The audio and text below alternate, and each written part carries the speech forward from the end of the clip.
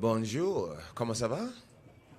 John, congratulations. You've had more than your share of championship victories throughout your career, but I guess this one might feel a little different, a little special. I guess, can you put into words what this one means to you? I'm just so grateful. I'm very grateful. Without my Lord and Savior Jesus Christ, I would have never made it this far. And I just want to acknowledge him in everything that I am and everything that I do. I want to thank everybody out there who prayed for me. I felt their energy, and I'm very grateful. This fight means a lot. It means a lot. I'm humbled by it, and it just goes to show that no matter what happens in life, if you just continue to strive, put one foot in front of the other, that the sky's the limit, and this world really can be your oyster. I've never felt more at peace. I've never felt more happy. Last night at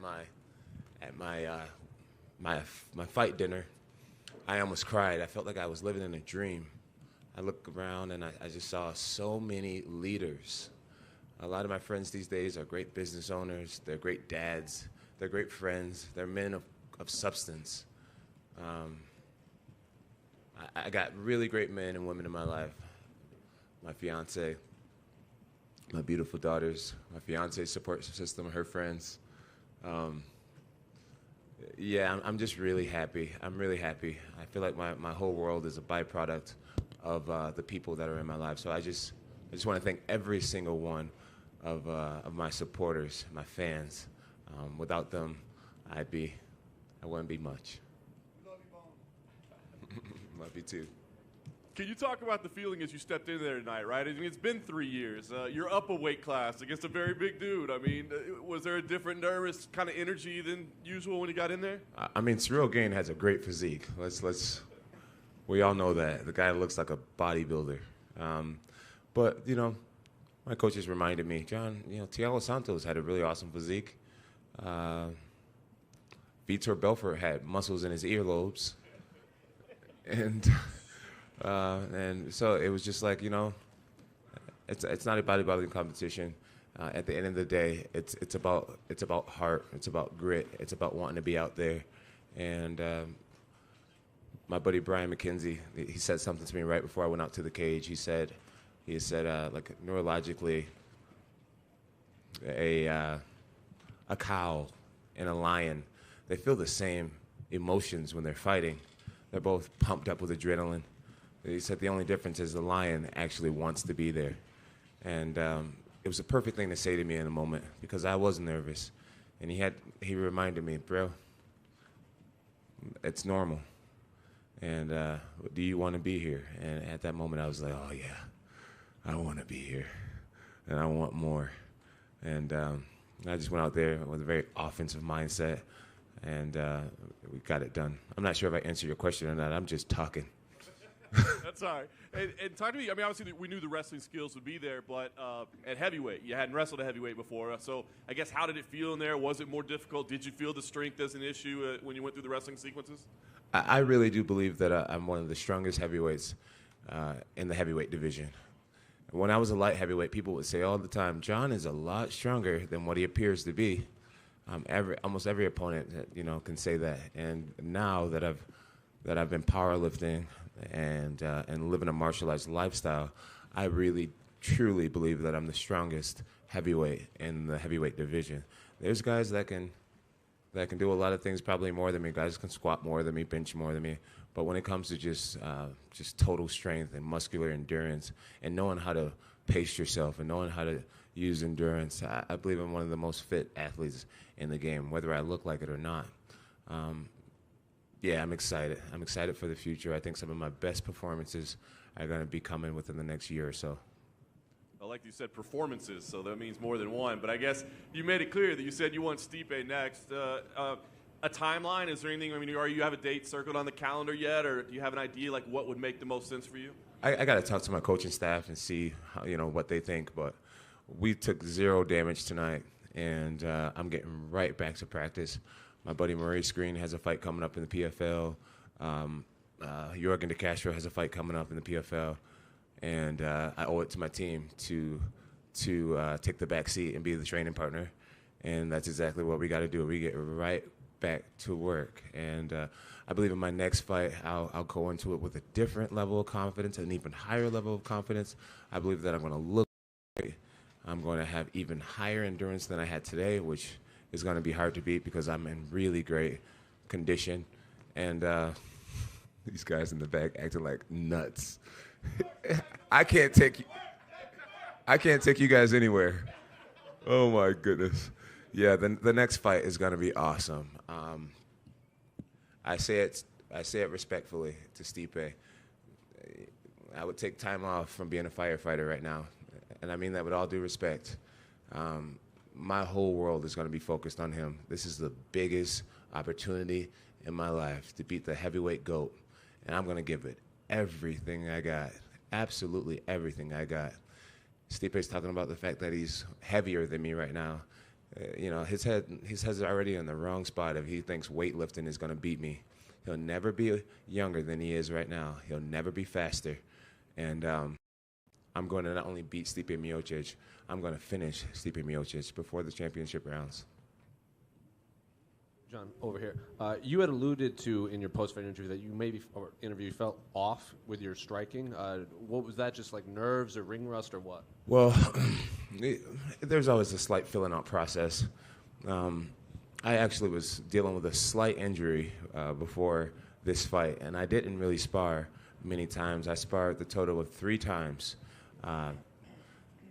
in this training camp, and so my striking felt a little unfamiliar. I had drilled a lot. I did a lot of smart drilling, but I didn't spar a lot. And so when I was out there, it was almost like I was trying to remember how to do it, fight on the feet for a moment. But thank God that didn't last too long. I was able to get my hands on him, and that's something I've been doing my whole life. I've been wrestling and grappling my whole life. I feel like my jiu-jitsu is at an all-time high. My wrestling confidence is at an all-time high. And that just may be my style moving forward, getting away from all the kickboxing. I want to save brain cells, and fighting on the ground is just a lot more advantageous. What was going on with the tape on your toes? They looked like they were cutting it off before you were getting in there? Yeah, so I used a different tape. I usually use a certain brand of tape. I'll give them a shout-out, War Tape.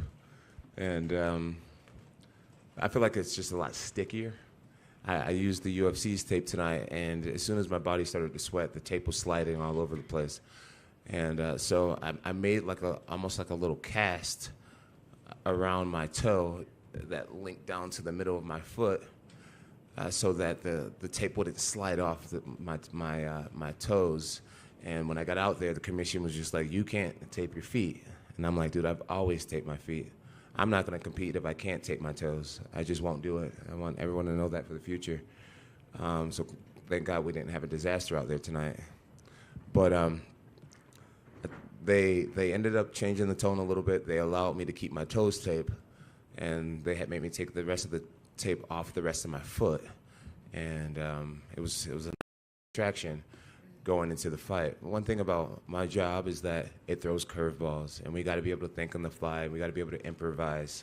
And so I just stayed calm. I just said, "John, it's nothing much. Just stay cool. Keep your head in the game." And we got the tape off the rest of my foot, and I was able to go out there and proceed to the mission.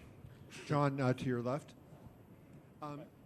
You've always been a popular fighter, but it seems like this week you've gone to another level, right? The press conference, I know you really enjoyed that, the way the crowd reacted to you.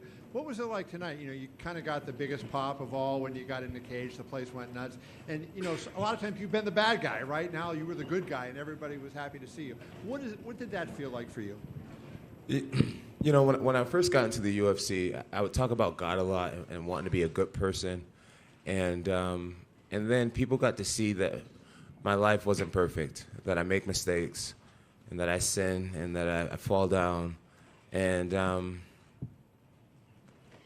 I think for a long time people looked at me as just an incredibly fake individual. And I think as of right now, I think people can just see that I'm a human, that I do love God, but I'm a human. And Christians aren't perfect. And I just think I'm more relatable to people than I've ever been. And despite how many times I mess up, I do try to stand for good and something that's bigger than me.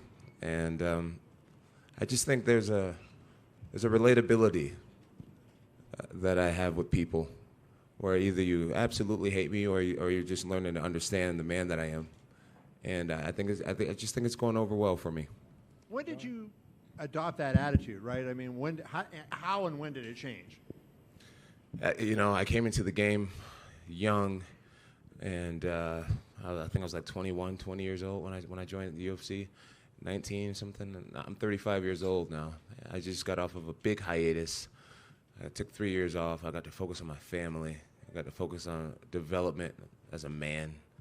I got to start a care project where I'm giving back to the city of Albuquerque. I got to have a dog. That was my best friend. You know what I mean? Just little stuff that had nothing to do with being Jon Bones Jones. And it just helped me put life in perspective. It just helped me realize what an opportunity I have. And I've had a lot of reflection time. I've got to see the belt passed around from champion to champion. And all these guys from different countries become the face of the sport. And it's been awesome to witness. And just today, I just have my head screwed on a little bit more straight than it's ever been. And just more self-aware.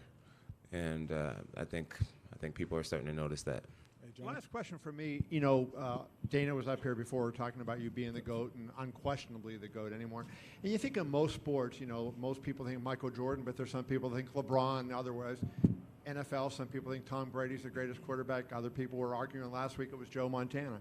But it seems in MMA you have separated yourself to such a degree that there isn't an argument anymore. And I wonder what that rare air up there where you're all by yourself among all these great fighters who have competed, what does that feel like? It feels great. It feels great. I've been familiar with high praises for a while now. And I'm very aware that, pride becomes before the fall. So it's going to be different being the champ again, and everyone's calling you the baddest man on the planet. But my surroundings, my circle, they'll keep me humble. At the end of the day, when I get back to Albuquerque, I'm just another guy on my team. And when I'm at home with my fiance and my girls, with my kids, just another guy. I'm just dad. You know what I mean? So I know that grounding myself is going to be more important than ever. Not getting too big for my britches, continuing to do community work, continue to rub elbows with everybody, not getting high on myself. That's going to be the key to my success, is just remaining humble. Jon, hey, Jon, one more in the front right here. I don't know if you saw, but Francis tweeted, good job, Johnny Boy, sincerely the heavyweight king. Do you have a response to Francis Ngannou referring to himself? Francis is a big old pussy. Hey, Jon, question over here. Jon, TJ Legacy, ESPN Gainesville. In your time of reflection and perspective over the past 3 years. I love that quote. I love it. All that muscle with a big ass pussy. Excuse me. I'm so sorry. I'm so sorry. Do you ever think about your MMA mortality? You have the longest win streak in UFC history. Do you ever think about one day it being over? I know Tom Brady called you the GOAT. He just recently hung it up. Do you ever think about your mortality in the sport? Ask that again, I'm sorry. Do you ever, during your time of reflection, do you ever think of how long you could keep this going, this domination in UFC? Do you ever think of your MMA mortality? I just try to take it one fight at a time, 1 year at a time. I just try to take it just one situation at a time. I do fight to try to live forever in some sense. And, it's an honor that years from now people will talk about me in barbershops about who was one of the greatest hand-to-hand combatants of all time. And I'm honored. I'm honored that I'd be considered. I'm humbled by it. And I just want more challenges. That's really what it's about for me. Just more challenges. Jon, I saw you say that you plan on donating your $50,000 bonus to some New Mexico charities. Can you explain a little bit more about what causes you want to work with? Yeah, the Care Project is something that I created with a group of friends when the pandemic started. We started giving back to our community. Originally, we went out bearing arms, and we were literally willing to fight for our city. And we switched it from being, protectors to just guys who gave back. And it's one of the most gratifying things I've ever been a part of. Just giving back to others, and I gotta officially become a 501c3 so that I can do even more. But yeah, this 50,000 will go. I'm not sure what we're gonna do with it. We do things with the homeless. We provide gifts for Christmas. We do a lot of cool things, and it's just gonna go towards that. It's a great bonus, and I'm excited to do some good with it. Speaking of money, you did not fall victim to the Drake curse tonight. He bet $500,000 on you, and you managed to come through for him. Any reaction to that? Next question. What's up? Congratulations, champ. Hey, how are you, Ellie? Step back. I'm reporting. Reporting. You made it look easy. Yes. Tell Yes. me about that. I'm just grateful. I'm just super grateful. I'm grateful. I'm humbled by it. It was a prediction that I had. And I was able to go out there and pull it off. It just makes me believe in my grappling and my physical strength and my wrestling even more so. And I'll work on that strength and make it even stronger for the next fight. And tell me about Gervonta Davis visiting you at camp. Oh, it was great to have Tank Davis come out. He was a very humble young man, very humble, very soft-spoken. And, his persona on Instagram, he's just this larger-than-life character, But in person, him and his team were very respectful men. They seem like quality guys, and I wish him all the best moving forward in life. John, down to your right. John, down to your right.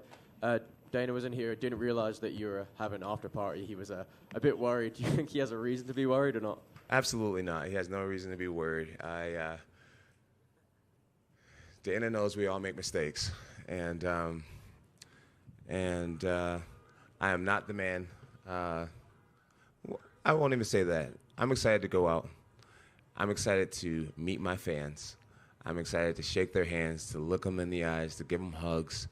I know the tickets were more expensive than they normally are, and a lot of people don't get the opportunity to see me in person, and I want to give as much good energy as I can. So my after party is not about drinking or anything like that. It's about giving back to my fans. It's the same reason why I had a meet and greet earlier in the week. I want to give back to my fans. So everyone over at Hakkasan waiting for me, I hope you guys have the best memories tonight and the best experience. Hey, John, right back here. Straight in the back. John, I mean, when you talk about a victory like this, comeback, the layoff, win a second title, title second weight class, was there ever any thought of just, this may be the night you could just walk away on top? Did that ever cross your mind to say, hey, it may not even get better than this, it's such a big victory? It is a big victory, but I feel like you're not the champ unless you defend that belt. And I got at least one more in me, and that's what I'm going to give the fans. On the topic when you started the fight, the low blow happens almost immediately. Did that throw off any focus or rhythm, obviously right there at that first opening seconds of the fight?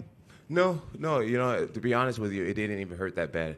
I felt it tingling now, don't get me wrong, but it wasn't enough to actually stop me. I didn't want a strike like that to go unnoticed, so I thought I'd take a timeout, let the ref know that I was fouled, and we could continue. If you notice, I didn't take a very long timeout, but I didn't want things like that, dirty moves, to be unnoticed. I've noticed in a lot of Cyril Gaines fights, if you look at that Tai Tuivasa fight, one of the shots that actually put him down was a strike to the back of the head. He hits people in the back of the head quite a bit, and I didn't want any type of dirty play happening on such a big night. Guys. John, just for the French fans, it was a big expectation, so now you are just sorry for them? No, I'm not sorry. I'm not sorry to the French fans at all. This is combat, this is war, and there's no mercy. Guys, merci. Have a great night. Take care.